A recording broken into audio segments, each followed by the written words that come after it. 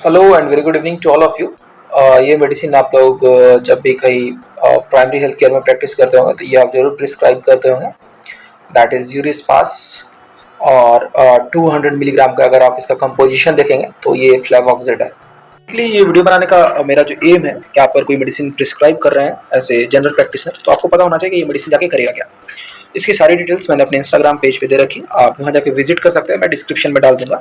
यहाँ पे जस्ट मैं कोशिश करूँगा कि थोड़ा बहुत आपको एक्सप्लेन कर पाऊँ। तो बेसिकली कोई भी चीज़ अगर बहुत ज़्यादा काम करता है ना तो फैटिक हो जाता है और साथ में वहाँ पे इन्फ्लेमेटरी रिएक्शन स्टार्ट हो जाता है जिससे प्रोस्टाग्लैंडिन का प्रोडक्शन होता है और फिर हमें दर्द होती है।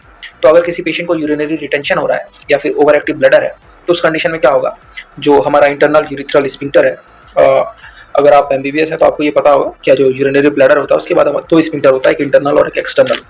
Internal urethral sphincter smooth muscle से बनता है और बार बार काम करने की वजह से वहाँ पे क्या होता है, स्पाज्म हो जाता है और पेशेंट को क्या होता है, दर्द होता है यूरिनरी रिटेंशन में।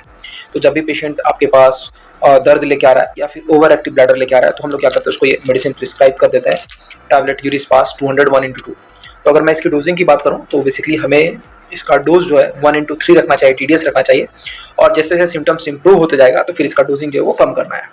The important point is that क्या ये सिर्फ और सिर्फ सिम्टोमेटिक रिलीफ देगा।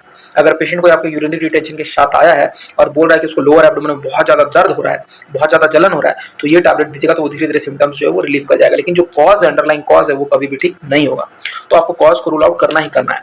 बहुत अच्छे से डायग्राम की मदद से मैंने एक्सप्लेन किया कि कैसे ये काम करता है। मैं जस्ट एक यहाँ पे आपको डेमो देना चाहूँगा। जैसे ये ब्लैडर है, लास्ट में यहाँ पे क्या है, इंटरनल यूरिथ्रल स्फिंक्टर है, ये स्मूथ मसल्स है, ठीक है ना। तो बेसिकली स्मूथ मसल्स में क्या होता है, कोलिनर्जिक स्टिमुलेशन होता है।